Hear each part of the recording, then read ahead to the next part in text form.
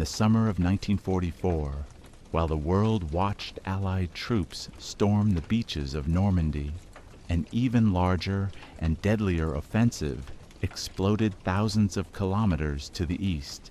In the forests and swamps of Belarus, the Red Army launched an operation that would erase an entire German army group from the map, and yet most people have never even heard its name.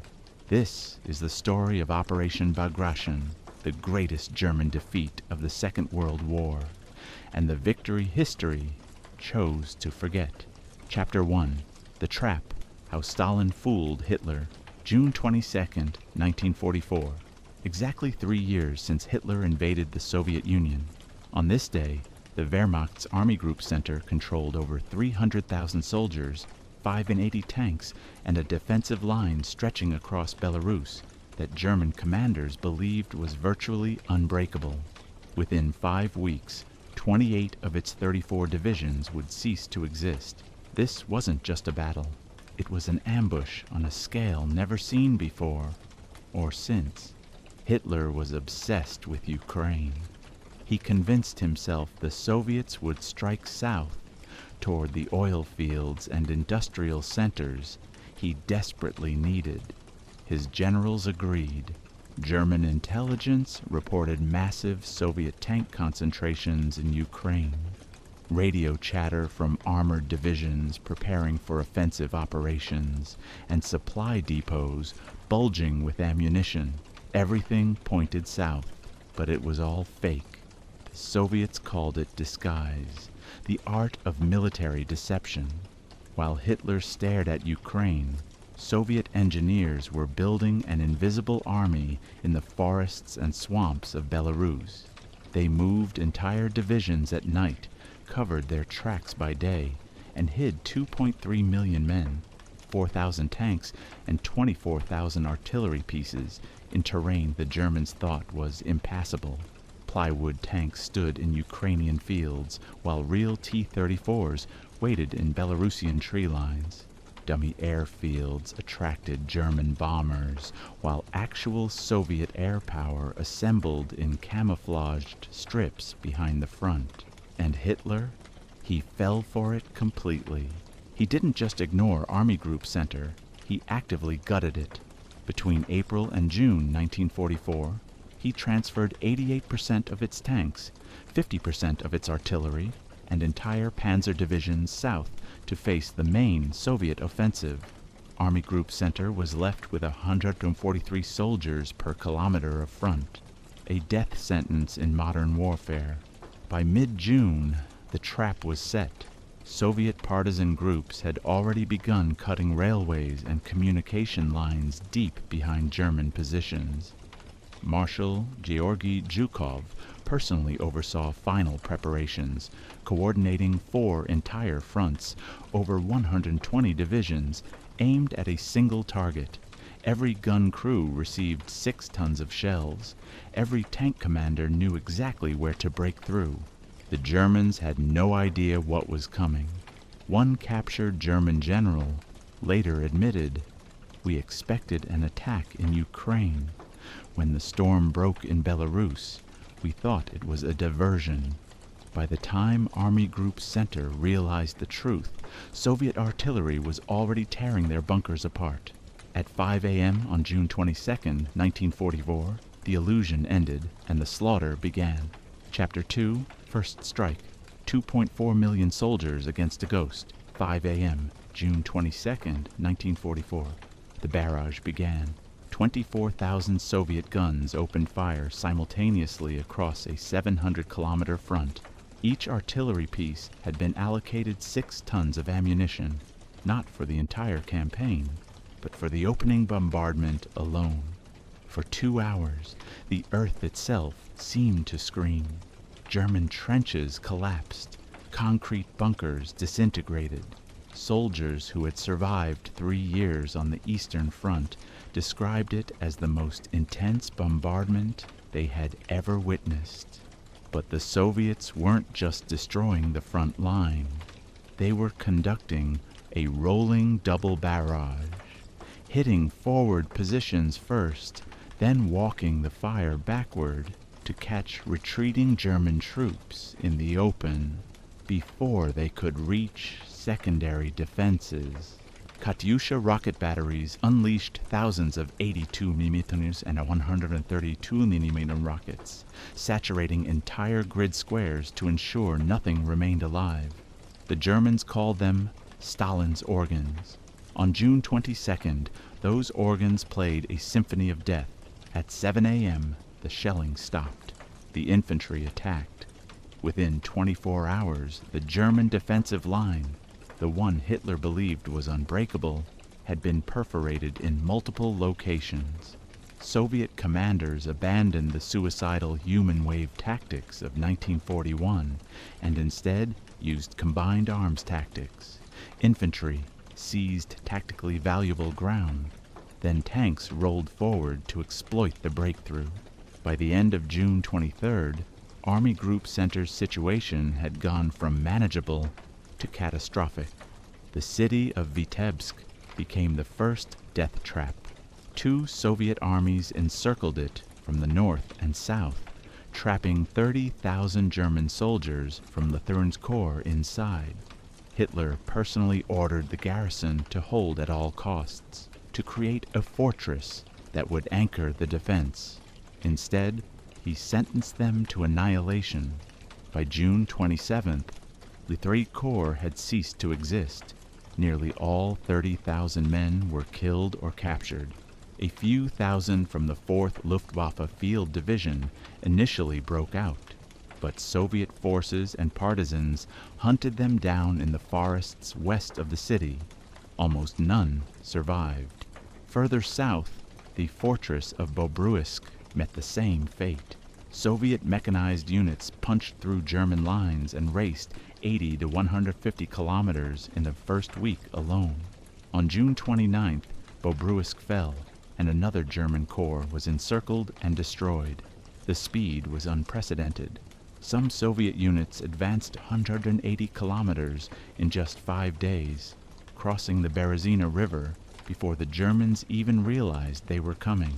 By June 28th, less than a week into the offensive, Army Group Center was in full collapse. The Germans had lost entire divisions. Their defensive line had a 400-kilometer-wide breach with nothing to plug it. In Berlin, Hitler fired Field Marshal Ernst Busch and replaced him with Field Marshal Walter Model, Germany's best defensive commander. Model's mission was simple: stop the bleeding. He couldn't.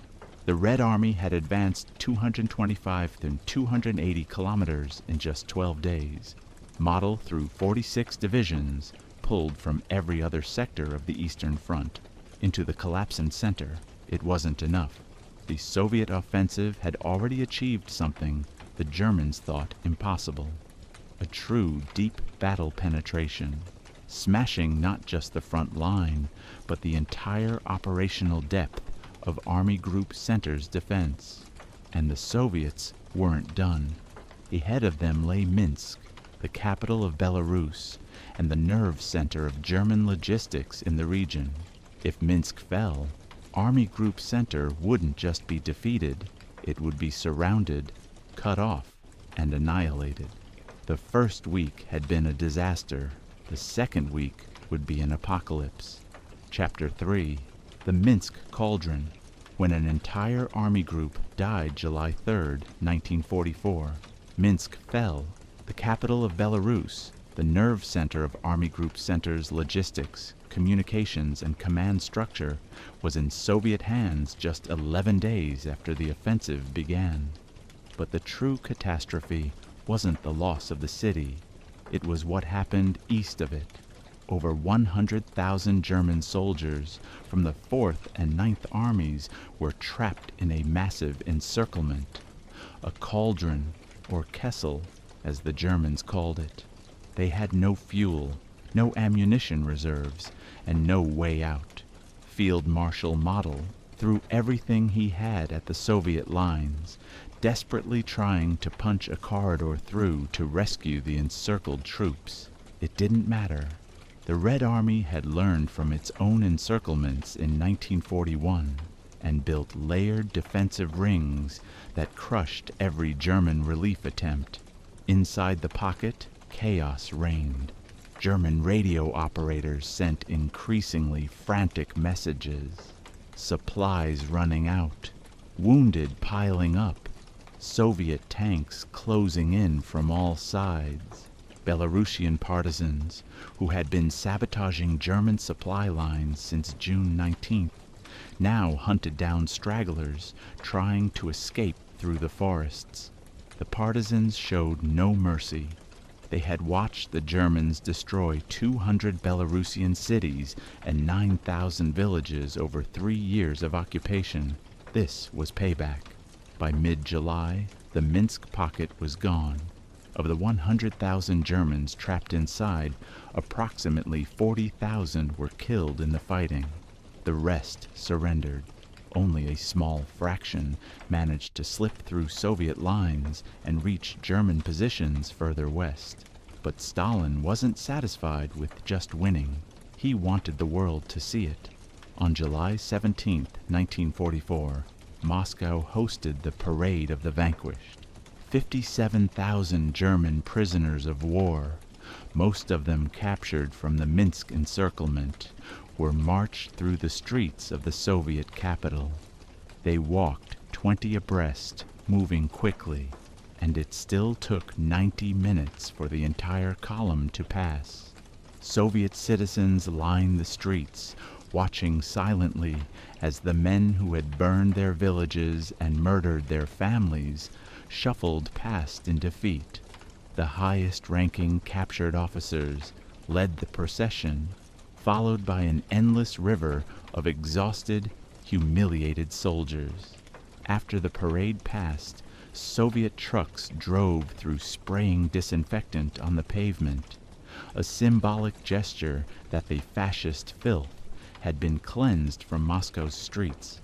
Of the 57,000 men paraded that day, fewer than 1/3 would survive captivity and return home. By this point, the numbers were almost incomprehensible. Between June 22nd and early July, Army Group Center had lost 25 divisions and 300,000 men. In the following weeks, another 100,000 would be killed or captured. The Red Army destroyed 17 German divisions completely and 3 brigades outright. Another 50 divisions lost more than half their manpower and ceased to exist as effective combat units. Total German casualties reached somewhere between 400,000 and 540,000 soldiers, far worse than Stalingrad, Tunis, or Falaise. Army Group Center wasn't just defeated, it was annihilated. 28 of its divisions were utterly destroyed. The German Eastern Front had a 400-kilometer-wide hole with almost nothing to defend it. Soviet forces were now racing westward at 25 kilometers per day, liberating Belarus, pushing into Lithuania and Latvia, and approaching the borders of Poland and East Prussia. In Berlin, even the most fanatical Nazi officials could no longer deny reality. General Siegfried Westphal wrote, "The end is drawing near. Only the scattered remains of 30 divisions have evaded destruction or Soviet captivity." Hitler had gambled on holding Belarus, believing the terrain would protect him. Instead, he had delivered an entire army group into Stalin's hands, and the world barely noticed, because on that same day, July 17, 1944, Allied forces were still grinding through hedgerows in Normandy, grabbing all the headlines. Operation Bagration, the largest German military defeat in history, was happening in the east while Western newspapers focused on D-Day. Stalin had won the greatest victory of the war, but in the West, almost nobody was watching. Chapter 4: The Forgotten Victory. Why the World Doesn't Remember. Here's a number that should shock you. Operation Bagration cost Nazi Germany between 400,000 and 540,000 casualties in just 5 weeks. For comparison, the Battle of Stalingrad, the one everyone knows, cost Germany around 300,000 men over 6 months. The Tunisian campaign that ended the Africa Corps, about 290,000 German and Italian casualties. Bagration was larger, faster, and more devastating than any other German defeat of the entire war. 28 German divisions were completely destroyed, not pushed back or badly damaged, erased from the order of battle. Another 50 divisions lost more than half their combat strength. The Wehrmacht lost 2,000 tanks, over 1,300 artillery pieces, and 31 generals were killed or captured.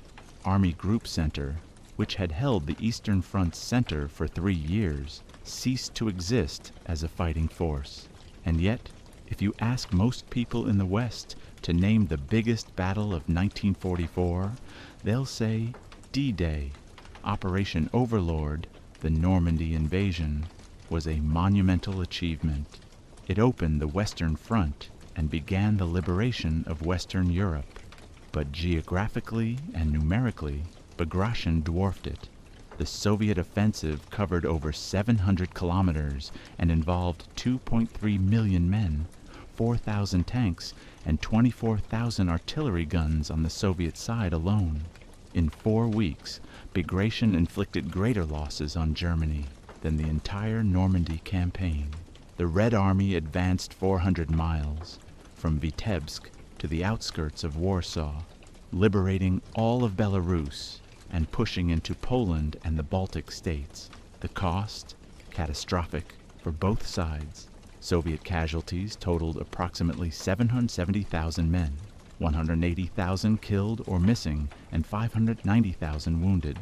They lost nearly 3,000 tanks, 2,400 artillery pieces, and over 800 aircraft. For the Soviets, these were acceptable losses. They had the manpower and industrial capacity to replace them. For Germany, Bagration was irreversible. The Eastern Front had a 400-kilometer hole with almost nothing behind it. So why doesn't anyone talk about it? Timing. Operation Bagration began on June 22, 1944, just 16 days after D-Day. Western media was fixated on Normandy. When 57,000 German POWs were paraded through Moscow on July 17th, Western newspapers barely covered it. They were focused on the Allied breakout from the Normandy hedgerows. Bagration was happening simultaneously with Overlord, and in the English-speaking world, the Western Front always got the headlines. There's also a structural problem.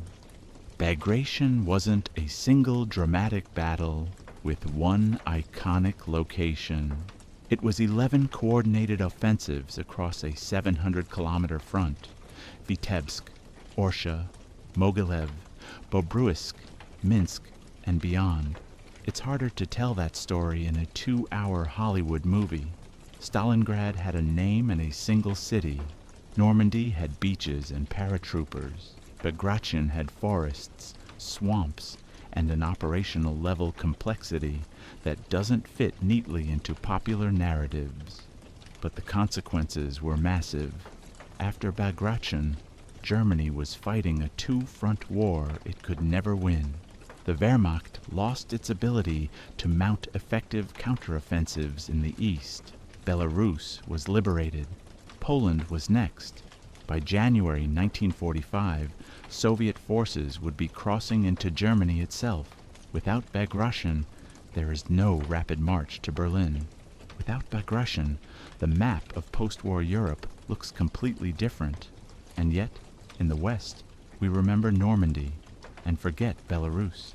We remember the 160,000 Allied troops who landed on June 6th, but not the 2.3 million Soviets who smashed through Army Group Center 16 days later.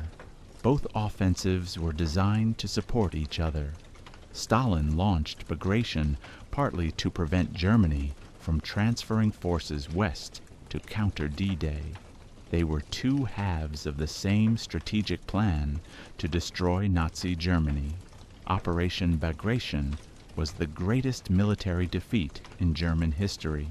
It cost more lives, destroyed more divisions, and advanced further in less time than any other single campaign of World War II.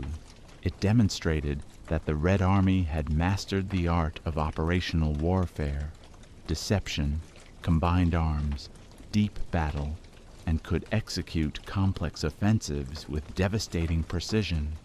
But because it happened in the East at the same time as D-Day, Western history forgot it. The soldiers who fought at Vitebsk, Minsk, and the Berezina River deserved to be remembered just as much as those who stormed Omaha Beach. This was the battle that broke Germany's back. This was the victory that made Berlin possible. And almost nobody knows its name. Operation Bagration did more than liberate Belarus. It shattered Germany's eastern front, opened the road to Warsaw and Berlin, and turned Hitler's war into a hopeless retreat.